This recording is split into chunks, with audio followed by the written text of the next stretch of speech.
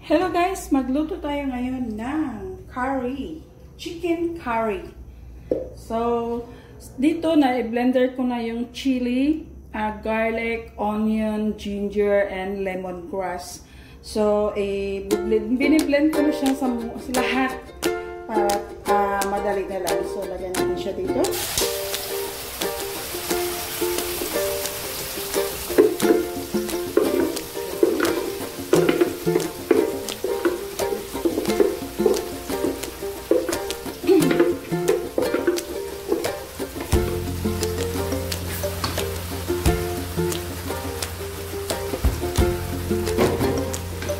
Lutuin muna natin siya guys para yung kanyang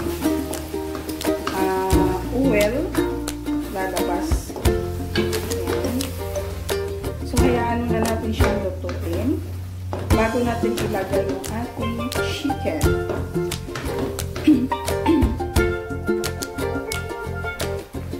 Ang ginamit kong chili is dried chili.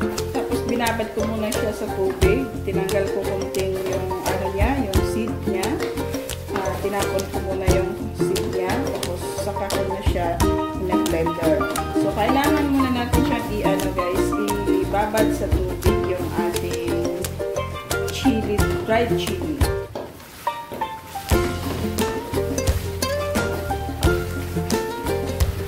So ngayon guys, mag-add ako ng lemon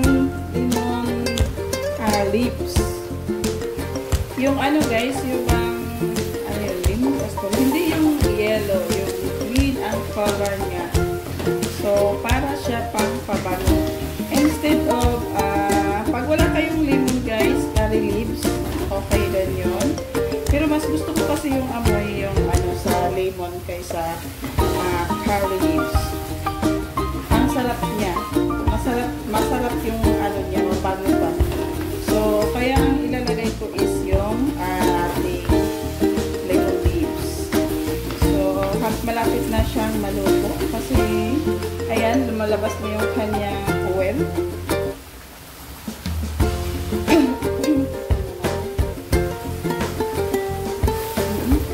So, yung nilagyan ko na kanina yung ito lang asin. So, ang sarap. Sa pa lang, sa gravy pa lang niya guys, ulam na. Sobrang sarap, napakasarap. Ang niya, yung amoy niya, tsaka yung lahat. Basta, ito lang guys, pwede na natin siyang iulam. Yan. So, ayan, magawa tayo ng malapit na guys, gagawa ako ng yung tawag yan. Ibibinta natin siya sa ating shop, yung sauce niya. So, malapit na. Soon. So, okay na siya, guys. So, yung curry, yung chicken, guys, binabad ko na siya sa, chicken powder. Chicken curry powder. Hindi lang marami, nilagyan ko na rin siya ng konting asin. So, ilagay na natin siya dito. Okay.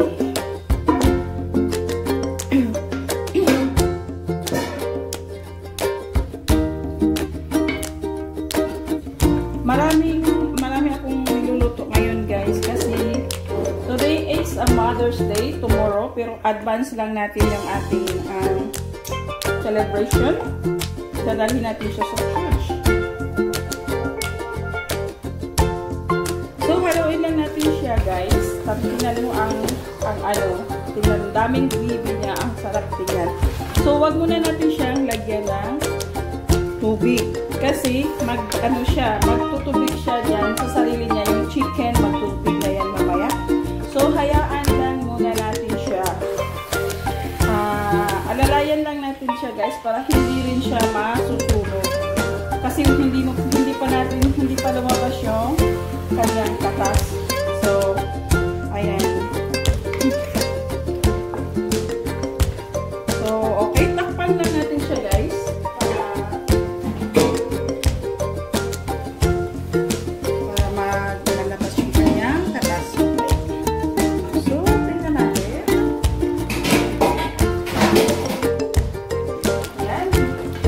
Basa na yung kanyang juice.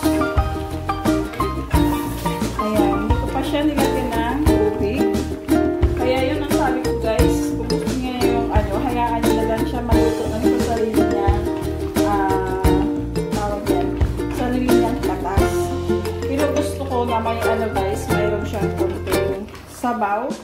Kasi masarap kasi guys yung soup niya ilagay sa ano, ilagay ba sa example sa bihon or fried bihon. So lagyan ko siya ng kunting sabaw.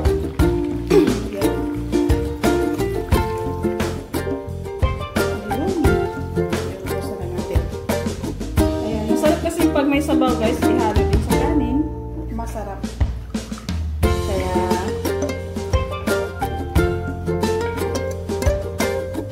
pero yung ano, so, tama na yung kanyang sauce guys, yung kanyang sabaw. Lagyan yung tubig niya.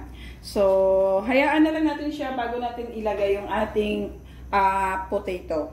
So, takpan muna natin siya. Tapos, bago natin siyang tikman. Okay guys? So, tingnan natin guys. Oh. Ayan, luto na siya. Nag-reduce na rin yung kanyang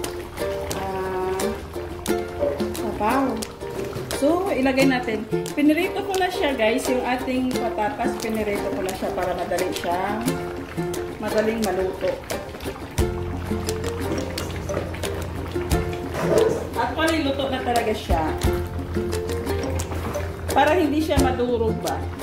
Kaya, pinirito ko muna siya. Para hindi siya madurog. Kasi pag isabay natin siya sa manok, nadudurog siya. Kaya, ang ginawa ko, pinirito ko muna siya. And then, mag-add ako ng evaporated milk. Pang palasa, lalong malasa guys. Yan. Ano lang, kalahati lang guys, hindi to puno, konti lang kasi ginamit ko na siya. So mayroon akong kunting natira, kalahati niyan. So yan. So ngayon, tingnan niyo guys, iba na ang kanyang color. Diba?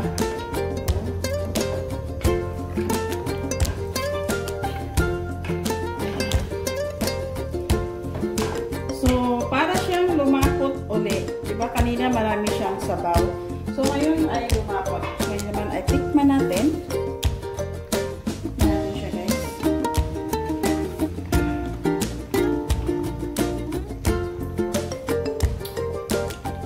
Wow.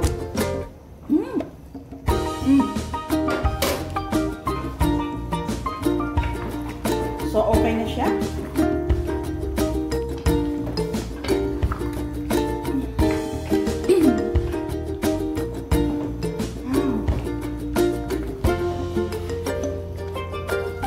So, hayaan muna natin siya dahil saglit lang, hayaan muna natin siya. So, okay na siya guys. Ating chicken curry. Wow. Very delicious. So, guys, okay na yung ating chicken curry. Ayan, patayin na natin yan.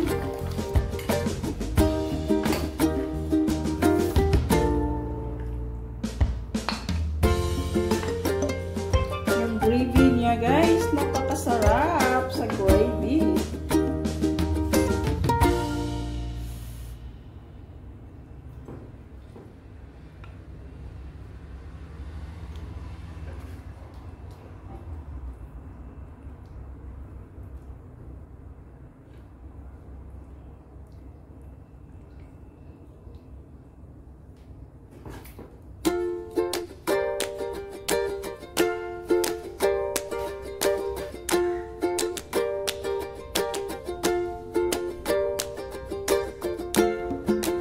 So, ito na guys yung ating chicken curry. Sana magustuhan nyo ang recipe kong ito at i-like, paki-subscribe, sa hindi na pag-subscribe, at paki-ring na lang yung bell para updated po kayo sa mga susunod kong video. And paki-share na rin guys. Thank you for watching and God bless. See you in my next video.